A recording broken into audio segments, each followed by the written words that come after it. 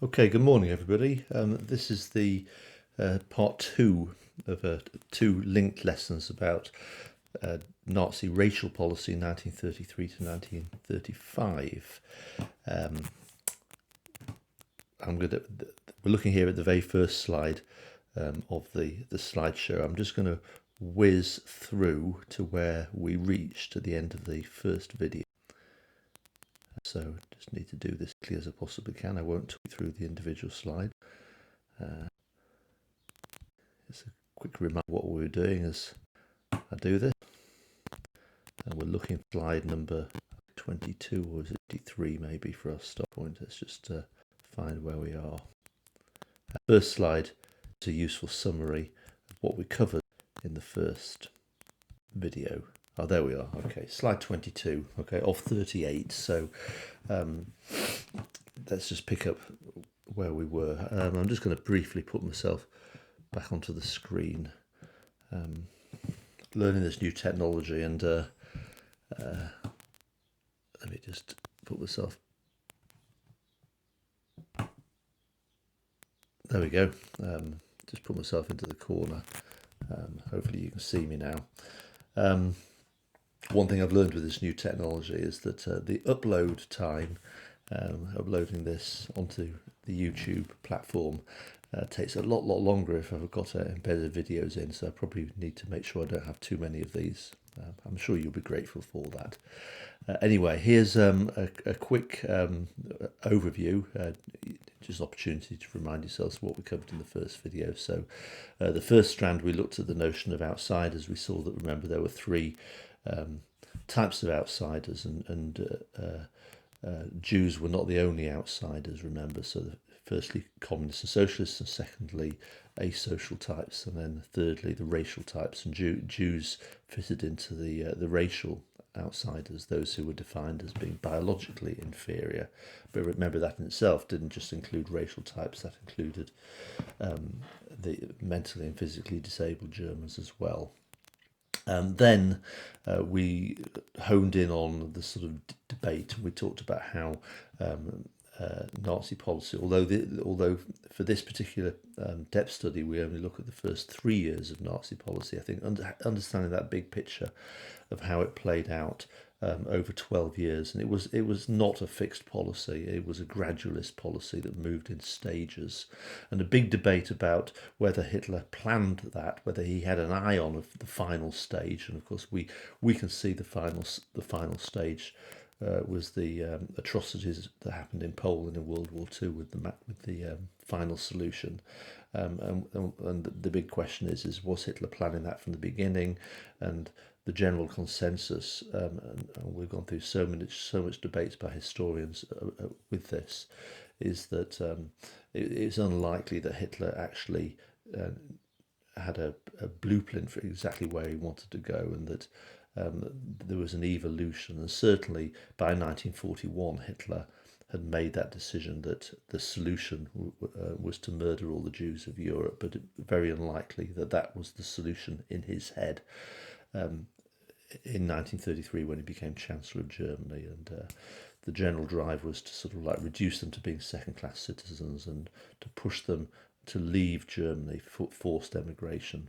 But then the outbreak of World War II, of course, very much changed the context for the decision making.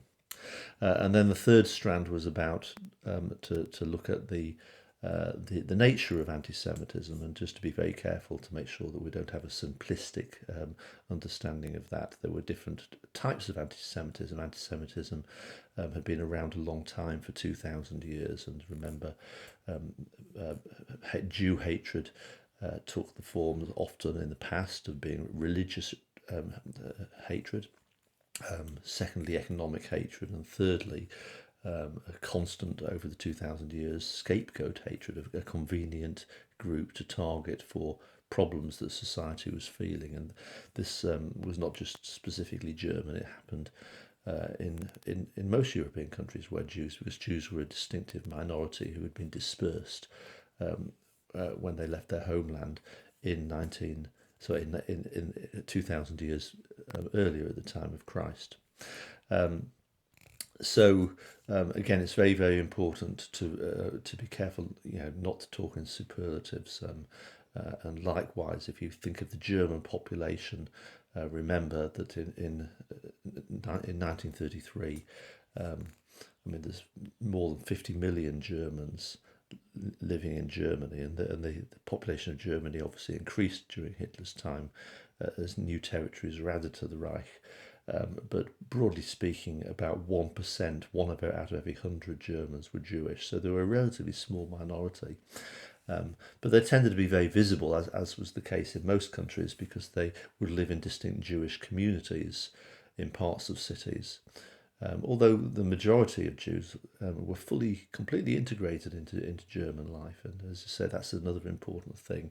Remember that Hindenburg actually stepped in on the 7th of April 1933, and when Hitler tried to exclude Jews from the civil service and insisted that Jews who had fought for Germany in World War One be exempt from that law.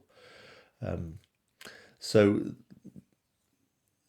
a virulent hatred of Jews, driven at the grassroots level by the Nazi Party. In a sense, Jew hatred was the factor that held the party together, because it didn't have its own concrete ideology. The party, it was a party of hatred because it tried to appeal to everybody, and it tried to sort of its appeal was cross-sectional. It appeared to Nazism promised something to every section of society.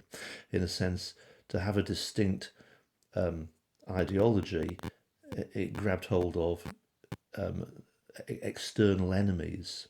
It was a party, the constant there with the Nazi ideology was the constant was we need an enemy to hate, because if we focus too much on our positive promises, we are a party full of contradictions that tries to promise something to everybody. We try to offer both left-wing and right-wing solutions to the problem. So it was almost this sort of article of faith to hold the party together, to bind it together, to give it an energy. They needed always to have enemies, and so perhaps in a sense that's why Jew hatred became this article of faith. It was so important, particularly at the grassroots level, party activists who were constantly putting pressure on Hitler to take measures against the Jews. And there, of course, is the big debate. Some historians have gone sort of along that route of pushing that, in a sense, Hitler was almost reacting to pressure from below, and that the radical element against Jews was more driven by the party members and less so by Hitler. Other historians have quite rightly challenged that view and said we mustn't lose fact that Hitler hated Jews and had a sort of a hugely radical hatred of Jews, and we can see that from the beginning as well. And in a sense, we can't, by focusing in on the grassroots activists, it almost is like making an excuse for Hitler and taking the focus away from Hitler. There's a very, very good new biography of Hitler that came out a year ago. This video is obviously in 2020. And the new, make a note of its name. It's not actually on the video on this slideshow, but I'm reading it at the moment. It's a big biography of Hitler by a German historian called Peter Longerich, Longerich.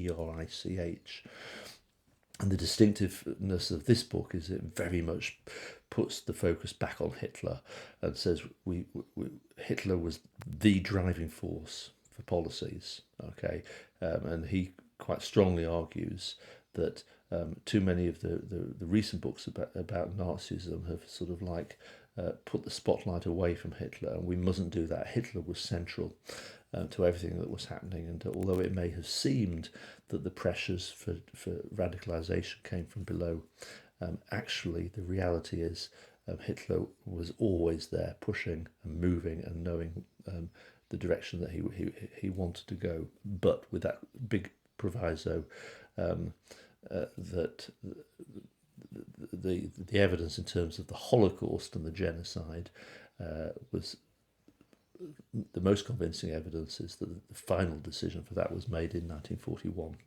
Okay, I'll take myself off the screen there. As I said, it takes ages for it to upload if I keep myself on the screen too long, and we'll push on to what we're going to look at today. So, Just two strands for today's lesson. And this first one is the early years, 1933 to 37.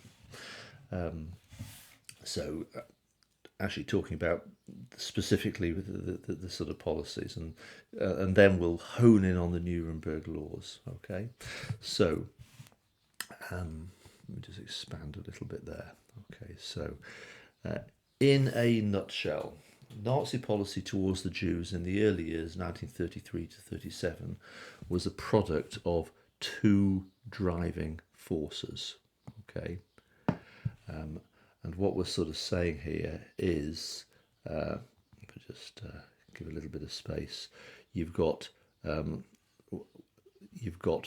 party rank and file. Okay, if I sort of to draw, we often talk about the grassroots level, the people at the bottom, the rank and file Nazis. Okay, the block wardens and the stormtroopers, the party membership. Okay, and they're putting pressure from below. So it's an upward pressure from the grassroots.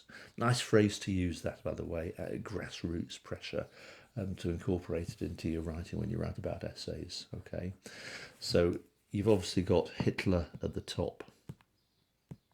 Okay, so pressure being put from below, put onto Hitler from below to introduce, to radicalise policy, to take action.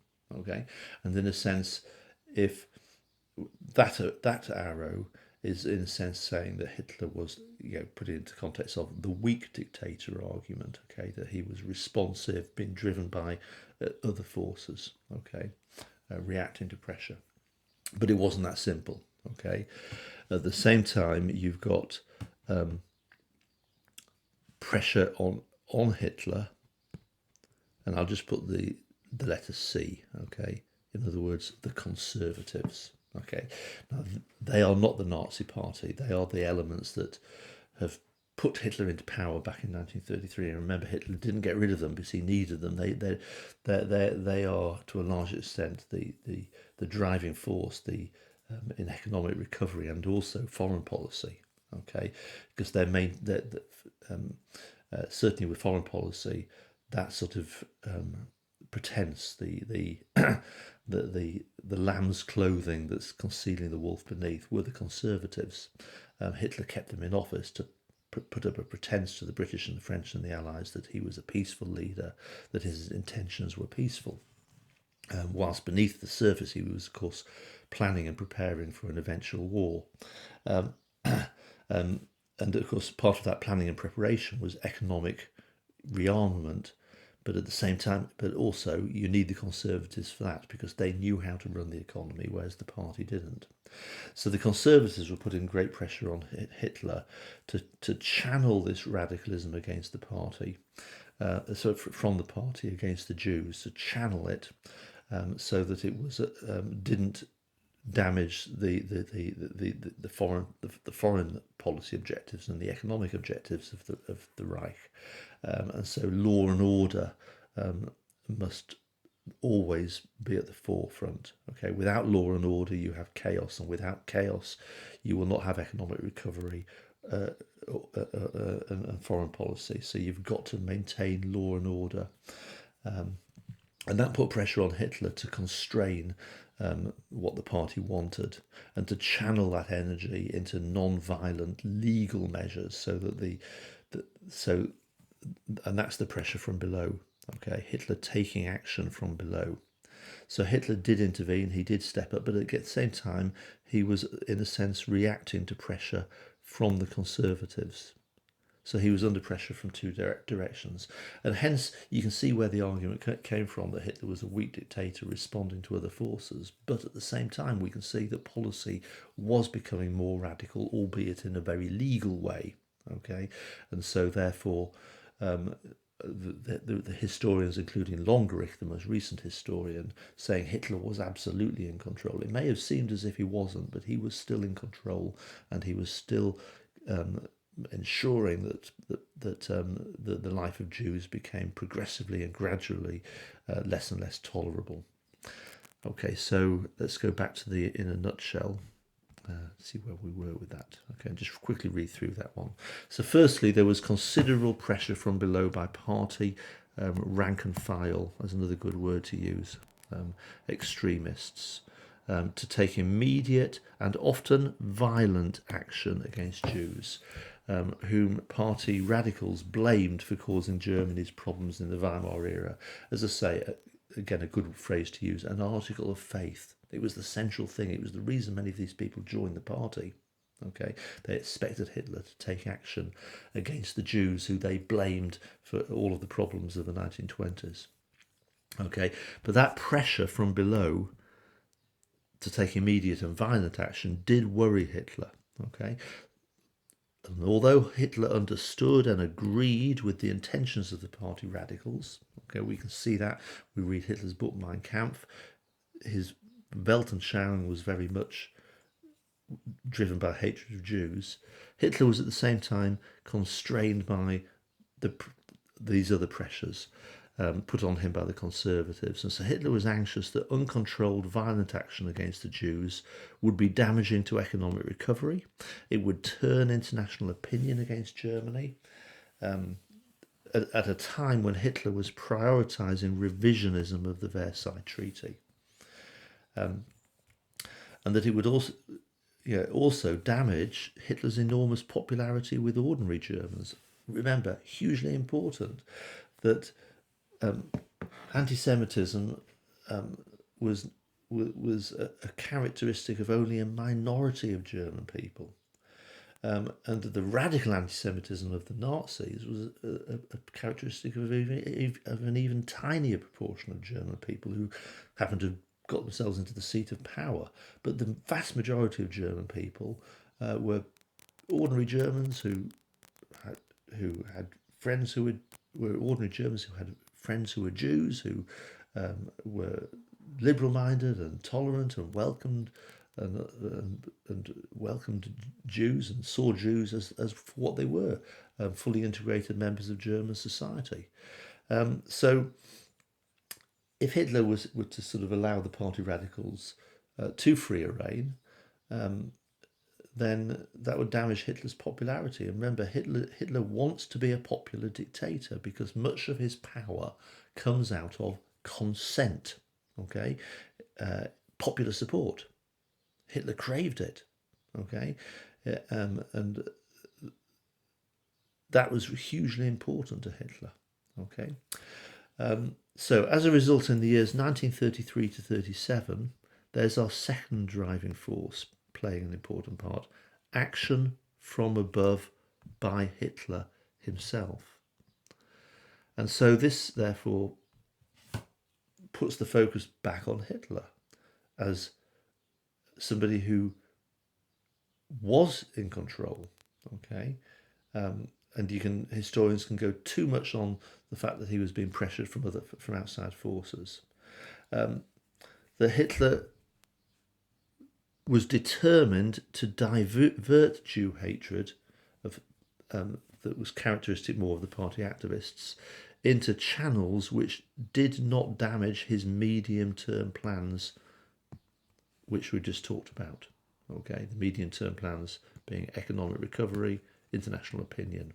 Okay, so Hitler did intervene on several occasions.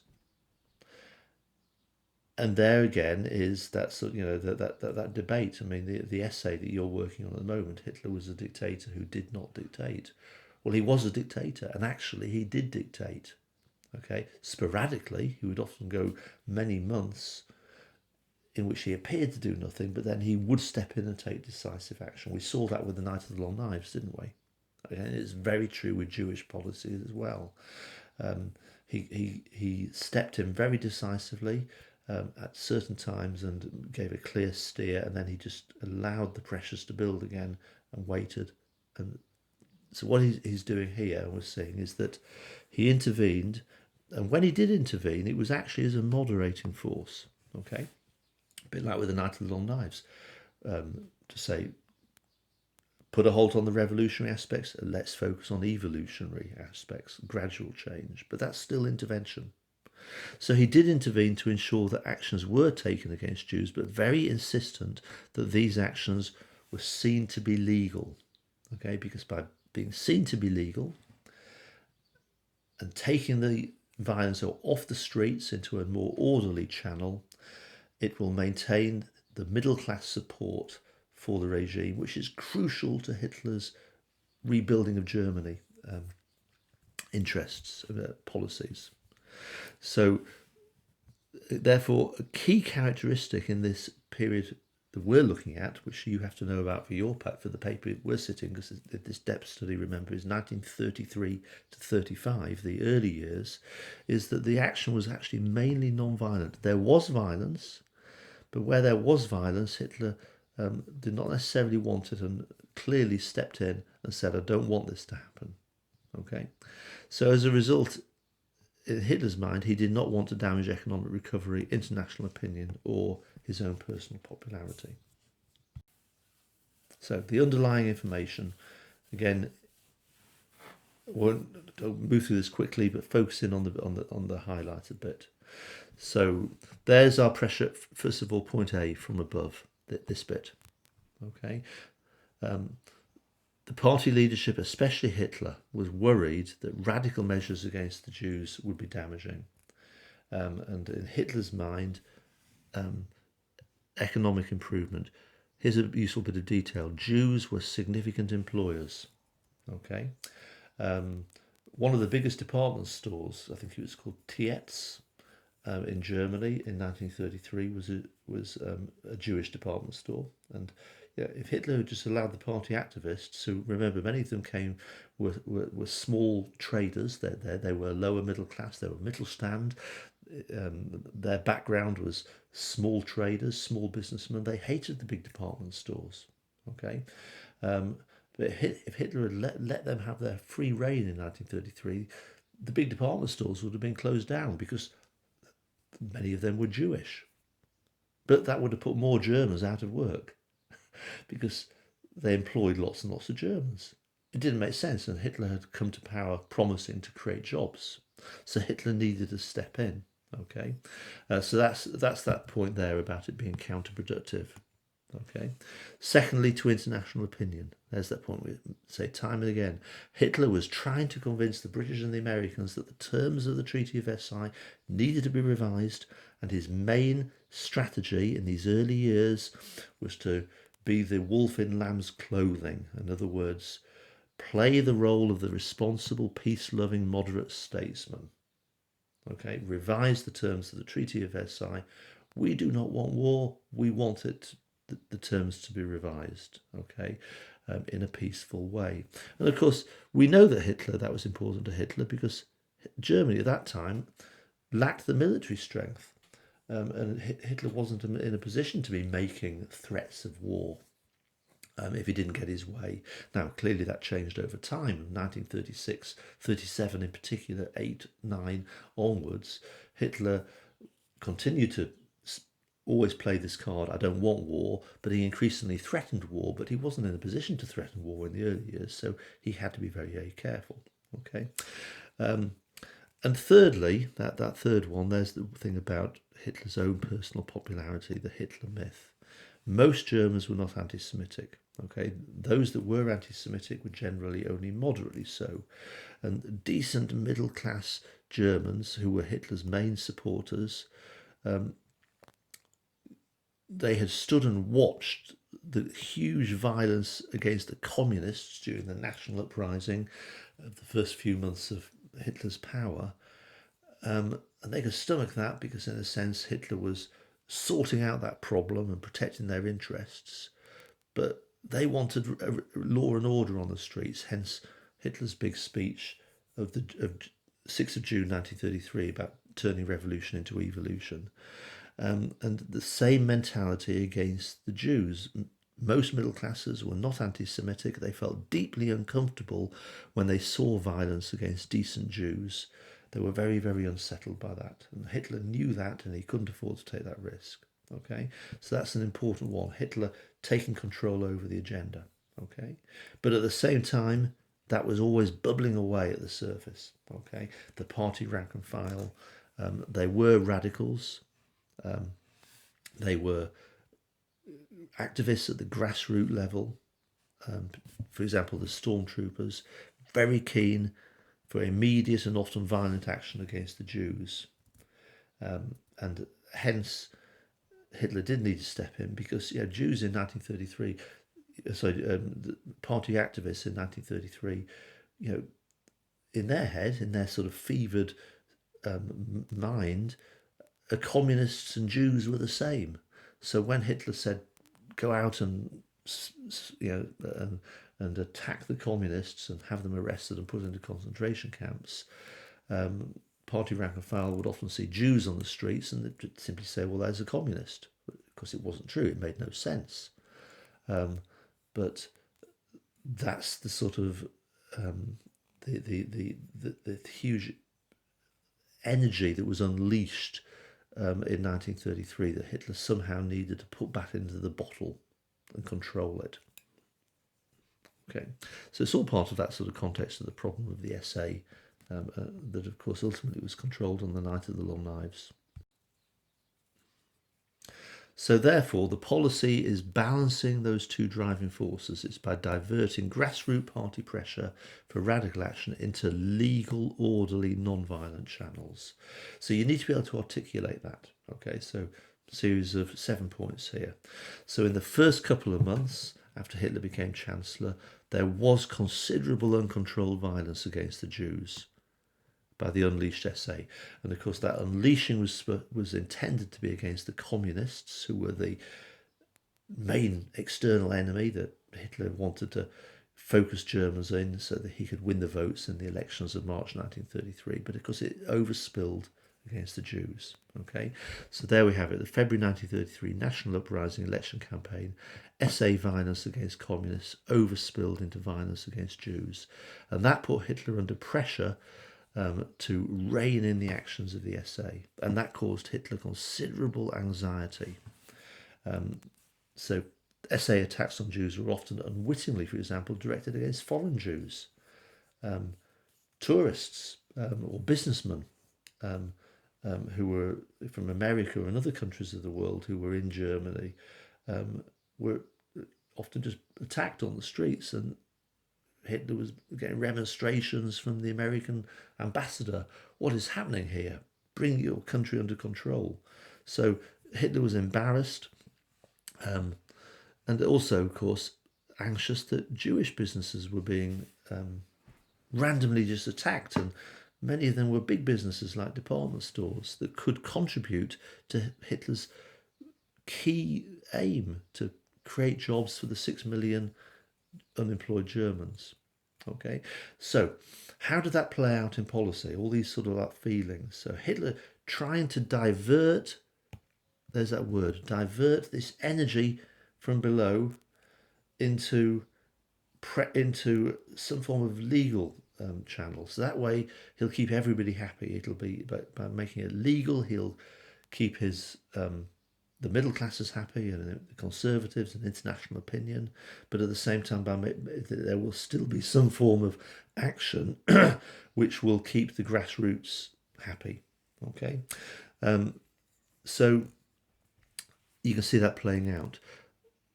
On the 1st of April 1933, Hitler announced a one-day national boycott of Jewish shops.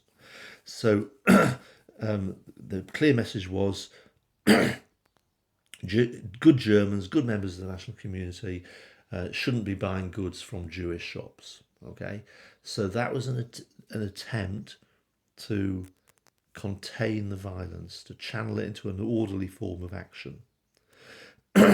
SA members therefore were told, don't attack Jews, but instead stand outside shops urging people not to enter. But it was a huge failure. Hitler very quickly realised that most ordinary Germans wanted to go and buy goods from Jewish shops. So the boycott was called off after one day. Hitler learned from that. So 6 days later, on the 7th of April 1933, Hitler passed the law for the restoration of the professional civil service, which excluded Jews from employment in the civil service, in public office.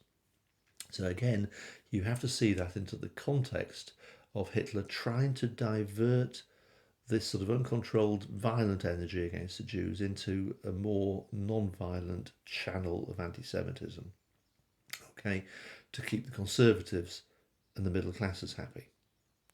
However, they weren't happy. Hindenburg stepped in and insisted that the law have an exception, a supplementary provision that said any Jews who had served Germany in World War I shouldn't be included in that law. So what we're seeing in both the boycott and the law of the 7th of April was the fact that Hitler was under pressure to divert grassroots hatred into legal channels, but also that neither of these measures really worked the way he wanted them to. Okay, largely because of the conservatives and ordinary Germans who did not dislike Jews stepping in and saying, we're not happy about this. Okay, so Hitler's on a steep learning curve in 1930, in the early years, trying to do something, but basically under pressure to somehow moderate it. Okay, so that's what I mean when I say this topic is very, very useful for if you were to write an essay on the weak dictator and master of the Third Reich. You can easily weave in Jewish policy elements to support the point that you're actually making. And I know you've got an essay to hand in for me on the 22nd of June, which you're probably going to be busy writing over this weekend. So this material that we're looking at here is relevant, and you could weave it into your essay. Okay, so the 4th of October 1933, another example, the media, hugely important to Hitler, that what the press says, what the TV, not television, what the cinema newsreels say,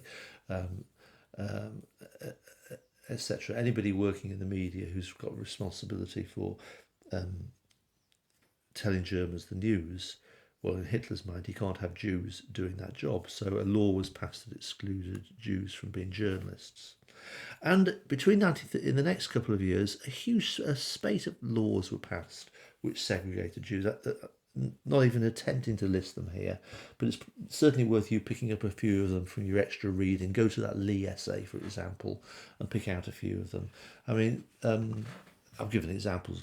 Jews were not allowed to use public swimming pools, or the same public swimming pools as Germans, as non-Jewish Germans.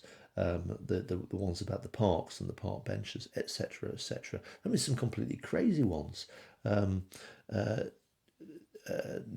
Non-Jewish Germans were told that you shouldn't use Jewish vets for your pets. Okay, so effectively, if you owned a pet, Jews had their own separate vets. Go figure. But that this is the crazy world that we're talking about. Okay, so there's our first. There's our first. I'll say our fourth strand, because we're on the second lesson here. So now let's talk about laws. Okay, so now the Nuremberg Laws were absolutely, when you're learning about Jewish policy at GCSE, it's kind of like the central fact, and quite rightly so. Okay, the Nuremberg Laws were a series of 3 laws, and that's really important, that were passed in September 1935. Okay. And undoubtedly, they significantly transformed the status of German Jews. They were not just another law, okay? They were hugely important. So in that point, we're talking about a massive change. We're talking about a turning point. Having said that, that other word, continuity, that arguably many of the same factors that we've been talking about that were impacting on how policy evolved 1933 to 34 continued to be there.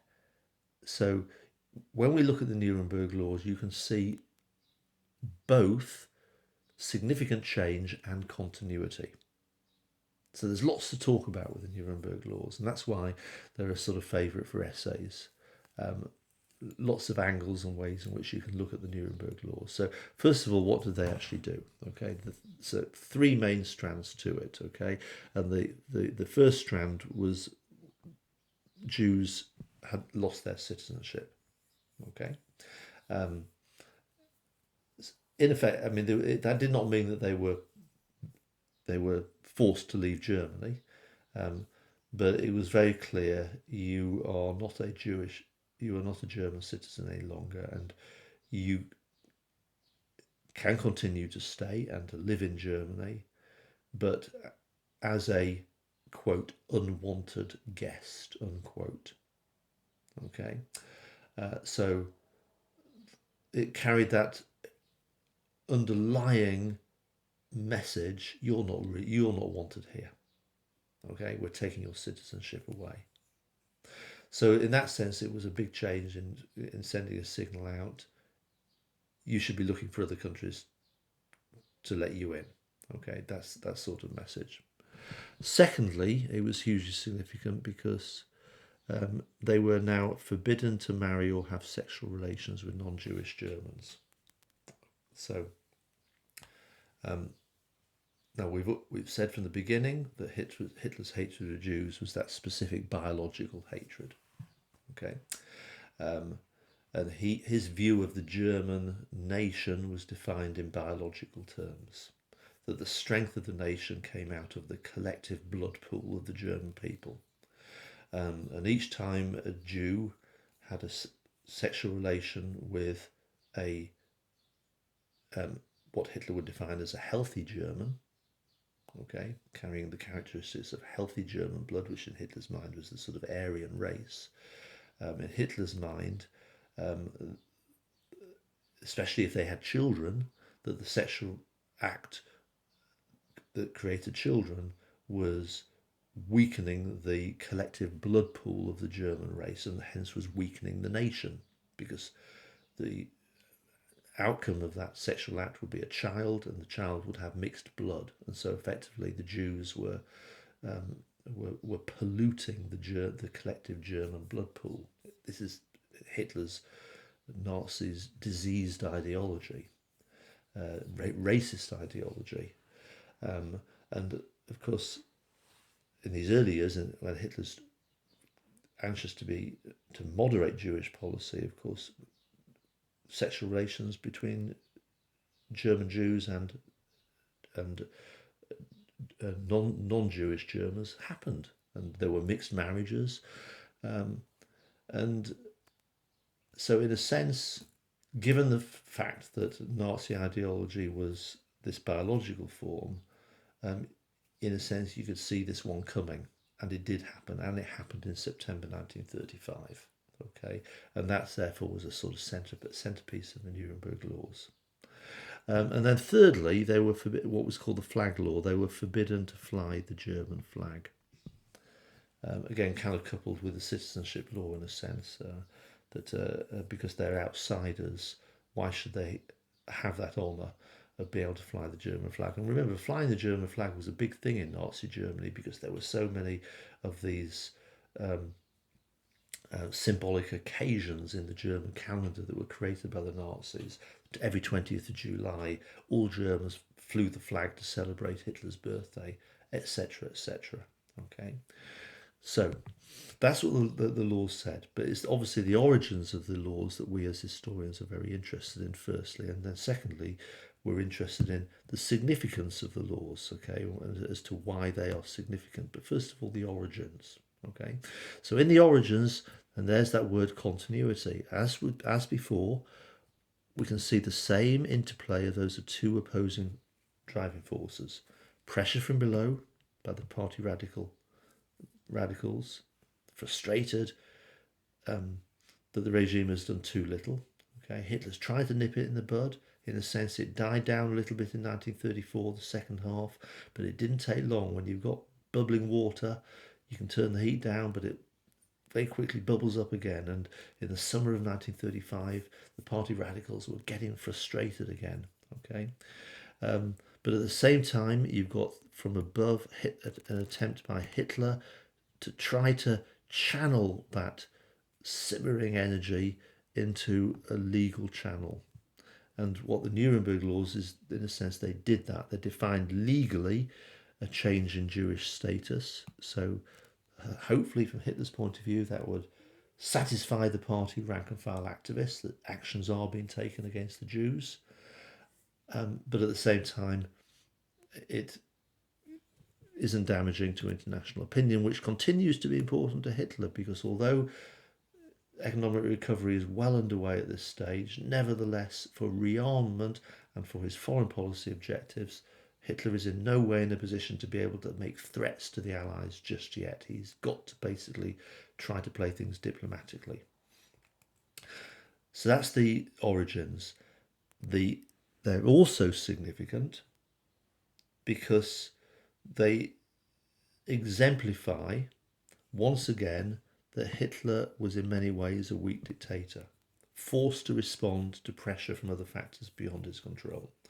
So absolutely, if you're talking about Hitler's strength as a dictator, you could argue here that Hitler, this Nuremberg Laws is actually evidence of Hitler having to be responsive to pressures. Okay. But on the other hand, they're also significant because we can now see in the picture of what then happened afterwards that they were definitely a big step forwards towards more radical measures. There's no way that you can say what happened here was moderate. Okay, it may have been legal, it may have been an attempt to divert pressures away from sporadic, ad hoc, uncontrolled violence against the Jews, but nevertheless they were radical. Okay, to deny Jews the rights to have sexual relations with non-Jewish Germans was radical. To take away their citizenship was radical. It was definitely a stepping up.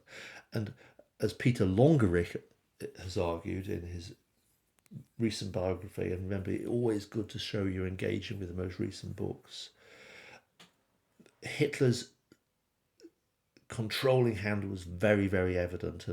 And so historians have argued that Hitler was really a moderating force and was being responded to pressure from others. There's an equally strong argument that actually Hitler was very happy to take this action because it was making it more radical, and it was another step towards, in Hitler's mind, forcing Jews to leave Germany, and that came from Hitler himself. Okay, so you can argue for the strong dictator equally convincingly. Okay, big step towards forced emigration, which eventually, of course, happened in the late 1930s, just before World War II broke out. And of course, then emigration had to stop because you don't have emigration when war goes on. Hence, in 1941, Hitler moved to a different final solution: mass murder. There's that reminder, the 2019 paper. Hopefully now you're forming in your head a sort of an answer to that question. That was the 2019 paper, last year's paper. How far do you agree that the Nuremberg Laws marked a change in the policy of the Nazi regime towards the Jewish population of Germany? Well, there we are. We've pretty much talked that one through. Continuity was there, but also significant change was there. But obviously you've got to sort of like bring in the supporting detail. We'll look at some of the supporting detail there. Again, always look at the images. There's a picture. The Volkische Beobachter, okay, was the main Nazi newspaper, and that's the front page of the 16th September 1935, the day after the publication of the Nuremberg Laws. Okay. So from 1934 onwards, especially after the Night of the Long Knives and Hindenburg's death, the Nazi position was strengthened. Okay, so clearly that marked the sort of like, in a sense, the culmination of the legal revolution, and Hindenburg out of the way and Hitler's become Führer.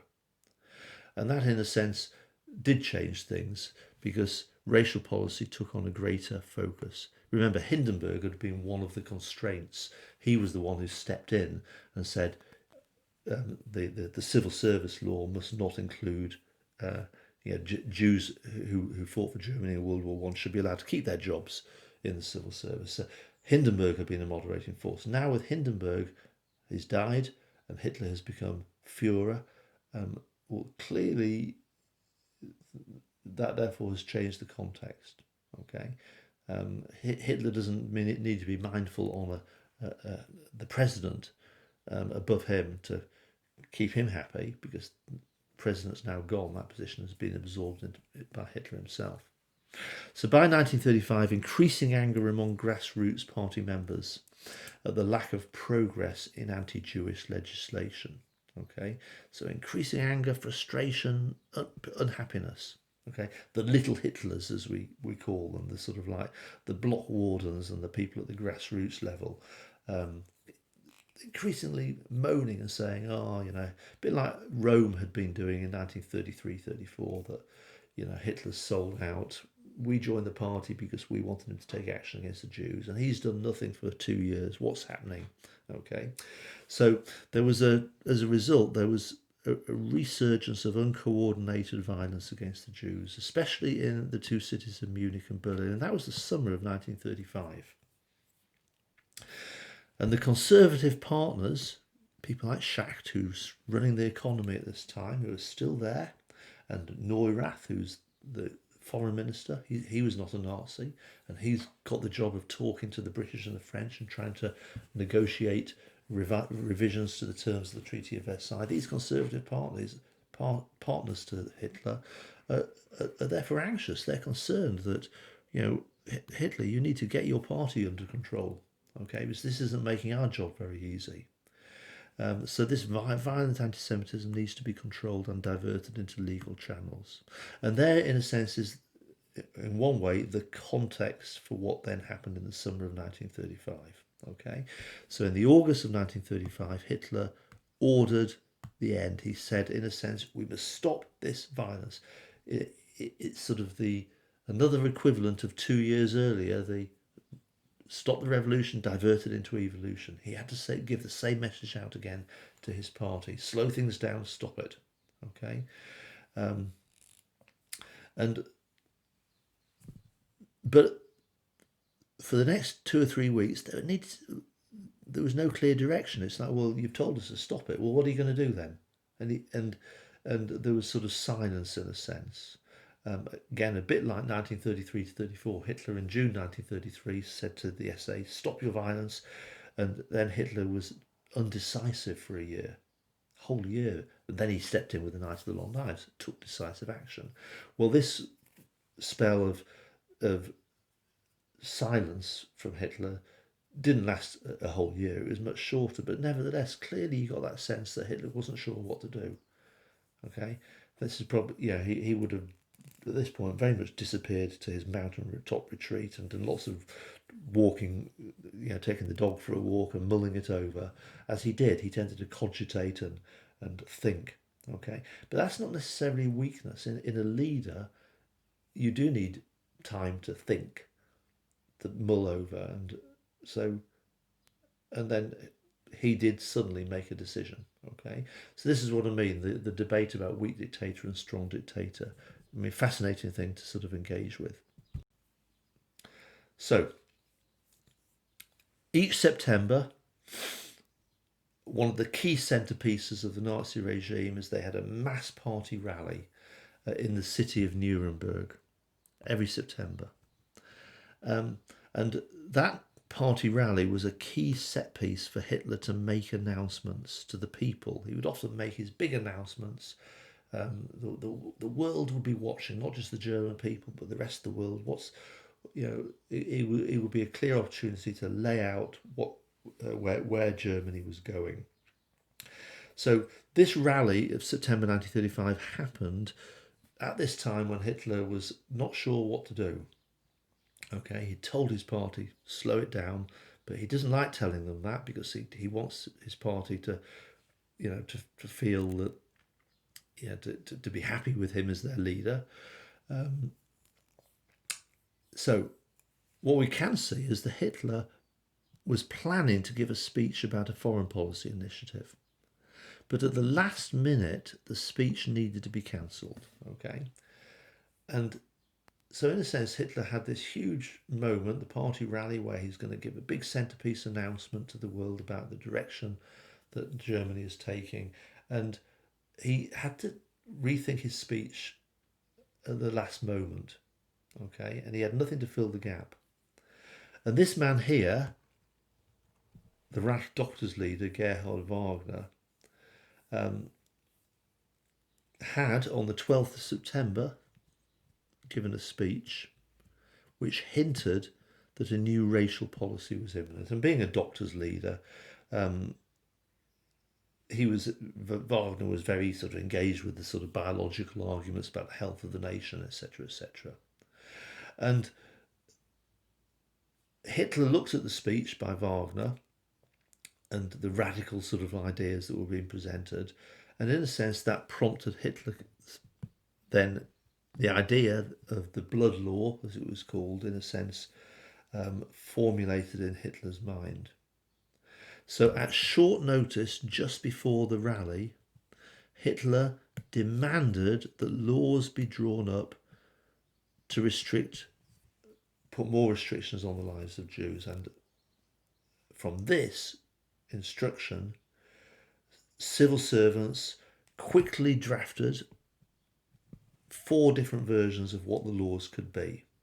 Okay. And here we've got this sort of like cumulative radicalization. People knew that Hitler, it was always safest if you're going to please Hitler to sort of draft extreme versions of things. Actually, interestingly, Hitler, of those 4 drafts that were given to him, selected the most moderate law. Okay? Because remember, it's also important from Hitler's point of view to keep an eye on what the British and the Americans think, and his negotiations with the Allies, and likewise again, the economy is still being managed by Schacht and the Conservatives. So what became the basis of Nazi policy, and is seen quite rightly by historians as being a sort of fundamental turning point, a big step up in radicalisation, we can actually see it in the sense that this law was created and announced in haste. Hitler was reacting to pressures from his own party and other individuals like Wagner. And so you can argue in one sense that this is evidence of Hitler being a weak dictator. There's arguably clear evidence of lack of direction in racial policy and of weaknesses arising from Hitler's own style of leadership. But conversely, the argument is, well, Hitler did make a decision. He did step in. He did select the most moderate draft, yes, but nevertheless he selected a draft. Nevertheless, he gave an order, I want to have a law drawn up. And in terms of Hitler's big picture of a gradualist approach, gradually stepping up in stages, ramping it up, policies against the Jews, you could equally argue this is evidence of Hitler being a strong dictator, being clearly in control, as of course Peter Longerich argues in his book. Okay, so what did the Nuremberg Laws say? We've said that, a series of linked laws. Know the proper name, the Law for the Protection of German Blood and Honour, made it illegal for marriage or sexual relations, also barred Jews from employing German women as domestic servants. Okay, I guess in a sense the temptation, the possibility of sexual relations arising out of that if German women were employed as domestic servants, but also part of that sort of keeping Jews away from children, looking after children, in Hitler's mind, healthy non-Jewish children, Aryan children, should not be touched by Jewish domestic workers, child carers, etc. Okay, the flag law, we've said, the Reich citizenship law, redesignated. It redesignated them as subjects. Okay, as I say, unwanted guests. They were not. They still had rights by law to live in Germany, but they didn't have the same rights as non-Jewish Germans who were clearly defined as the citizens. Jews lost that. November 1935, a supplementary article attempted to define who was a Jew, and that was a hugely difficult sticking point for Hitler. Because clearly all these permutations, okay, if you had a Jewish if one parent was Jewish and the other parent was not Jewish, well, in other words, you were half Jewish. Well, how would that define you? Okay, or if one of your parents was half Jewish and the other parent was not Jewish, how would that define you? Would you be quarter Jewish? Does that mean that you are subject to these laws? How do you define that? Okay, so the regime got very much entangled in how on earth to define that. And what the November 1935 decree did is it said any German could be classed as Jewish if they had either 3 Jewish grandparents or 2 Jewish grandparents, and were a practicing Jew or had a Jewish husband or wife. See what I mean? You've got to get your head around that. And it was even more complicated in a sense. It even wrote into it various provisions about whether you were a practicing Jew in terms of the religion. That was one of the criteria. So they had to kind of somehow find a way to draw a line between the half Jews as to which side of the line they would fall on. Okay, so difficult one, but again, probably go to the books and read about that. But and they'll give you the sort of details. But if you're confused, they were confused at the time, I think is the point. 7th of April 1933, that civil service law then, okay, that we mentioned, where Hindenburg stepped in and said, no, an exemption's got to be made for Jews who fought for Germany in World War One. Well, Hindenburg's now been gone for more than a year, okay, when the Nuremberg Laws were passed. So the Nuremberg Laws basically overruled Hindenburg's exemption clause. So now Jewish World War One veterans could be removed from any form of employment in the civil service. So clearly Jews were now legally second-class citizens living under legal repression, no doubt about it. Clear message you're not wanted to hear. So the significance. I mean, there's a New York newspaper report about the passing of the laws. Reich places Jews back in Middle Ages. Okay. So there's no doubt about it. It shocked the world. Okay. And what's interesting is that, in a sense, now that Hitler's done it, always mindful of foreign opinion and having to tread cautiously, because Hitler does not want war at this point. If he pushes the buttons of the British and the Americans, and remember he is, because Hitler's constantly pushing their button by stealth, breaking the terms of the Treaty of Versailles in a way that will avoid war. But if war were to break out, Germany would lose it at this stage. Undoubtedly, the German army isn't strong enough, so Hitler needs to be ever so careful. So undoubtedly, as we move into 1936, Hitler, very little new actions were taken against the Jews. Hitler wanted there to be a period of a year or two of quiet on the Jewish policy front. Just let this one bed down, okay, and settle. 1936, for example, was the year of the Olympic Games. The whole world was looking at Germany with the preparations for the Berlin Olympics. And Hitler does not want that boat to be rocked by another action against the Jews. Let's just let it settle down as it is. And that, ironically, as we move into 1936 and 37, many German Jews who were possibly packing their bags and thinking we must get out of Germany now, actually thought, well, it seems to have settled down. Let's stay. Okay. And even as we move into 1937, little action was taken. But then in 1938, it suddenly ranked up big time again with Kristallnacht. And what's important with Kristallnacht, and this is beyond our specification, but with the violence of Kristallnacht, unlike in the past where Hitler stepped in to restrain the action of the rank and file radicalists. In 1938, Hitler clearly was far less interested in that because he was in a much stronger position in terms of the economy was well geared towards war and the army was not quite ready for war, but Hitler's less worried now about the risk of war in 1938. He's learned that the British and the Americans are letting him get away with things by then. Anyway, the significance.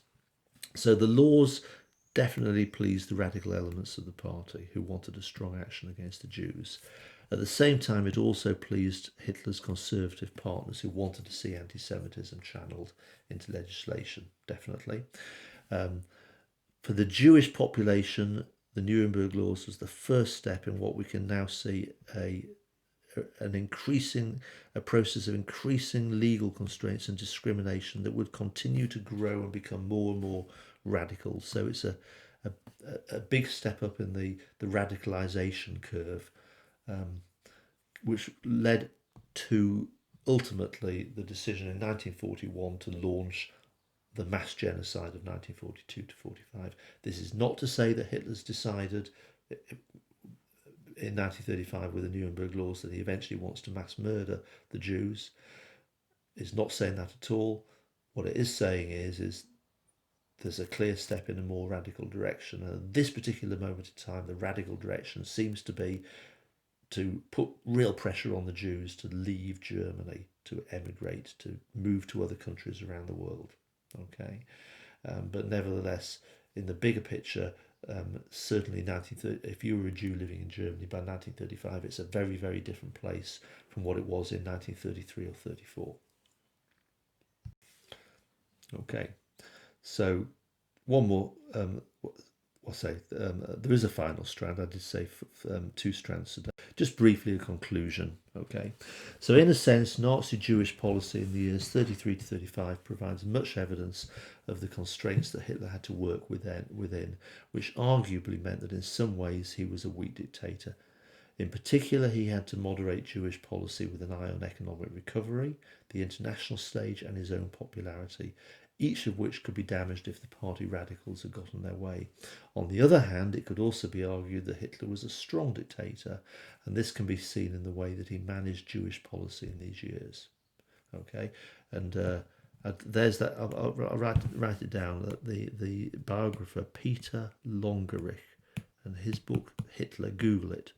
I'm reading it at the moment. I'm up to about page 630. It's a mammoth book, 970 pages or something like that, but it's a really, really good read. Where was I? On the other hand, it could be argued that Hitler was a strong dictator. This can be seen in the way that he managed Jewish policy in these years. He was able to take decisive action which limited the influence of the party radicals and at the same time kept his conservative partners on board, which was a high priority in the mid-1930s. Also, policy towards the Jews did gradually move in a more radical direction, so it could be argued, the longer view, that Hitler was fully in control, implementing a measured plan in stages, which is preparing the way for the more extreme actions that were planned and that took place in the 1930s, especially the move towards forced emigration. So, most Germans were not anti-Semitic. That's really important. Keep emphasising that one. I've seen so many students in the past who slip into these horrible generalisations. You've got to be ever so careful of that. And that where there was anti-Semitism, most Germans, it was not of the rabid biological kind. It was, that of course is what Hitler was trying to channeling, the anti-Semitism of the Nazis, which was radical, of the biological nature, into a form of anti-Semitism that would probably be more palatable for ordinary Germans. Example of the 1st of April boycott. Nazi measures against Jews did cause a lot of bad publicity abroad. I mean, you saw the headline in the New York Times there.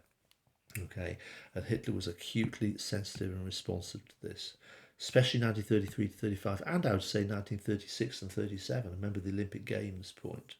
Okay, so that key point, Germany was not militarily strong enough to be making threats. Okay, if he pushed the Allies too far and they decided to declare war against Germany, Germany would lose that war. So he's aiming to revise the Treaty of Versailles by playing the lamb in wolf's clothing, by camouflaging his actions, pretending to be a reasonable, peace-loving nature who's simply arguing for a just revision of the terms. Jews seem to respond in two ways to the anti-Semitic legislation. Just a little bit of extra information. Clearly, Jews' rights were being steadily eroded. So many Jews, especially the younger ones, did emigrate. Now, of course, emigration is not necessarily an easy solution because other countries have got to let you in. Okay, and that they had quotas. Other countries had quotas. Certainly, countries were more open to young, qualified immigrants from Jews leaving Germany who could bring with them their skills and their education to add to the other countries' economies. So it was easier for younger Jews to emigrate. It's obviously easier in a sense if you're single as well to be able to emigrate and to find employment abroad. So that's the point about younger ones.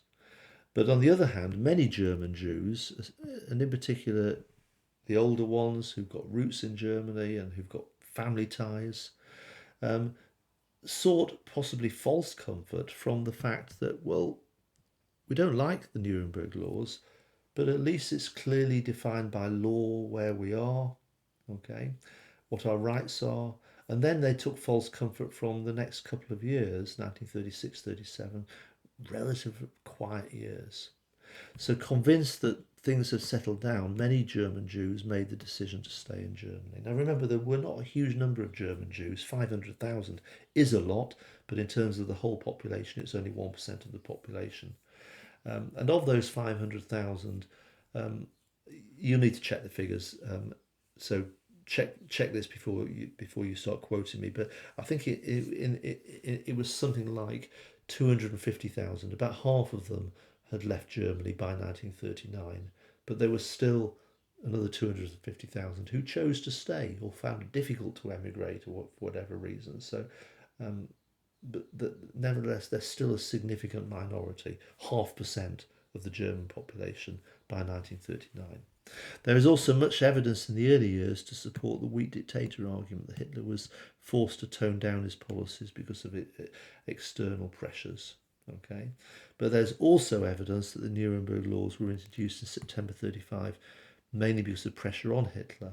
And remember that argument by Hans Mommsen.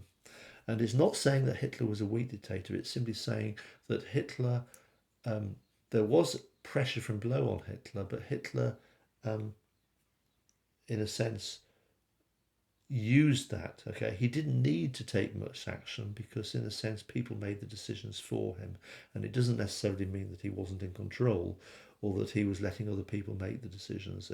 Hitler, in a sense, was overseeing and watching and steering and controlling, which is a strong dictator argument, equally. Okay, so there's our full picture. 2 lessons to cover that. Hopefully that was interesting for you. Nazi racial policy. 1933 to 35. Next, it says 2 lessons. I'm going to correct that. 3, I think.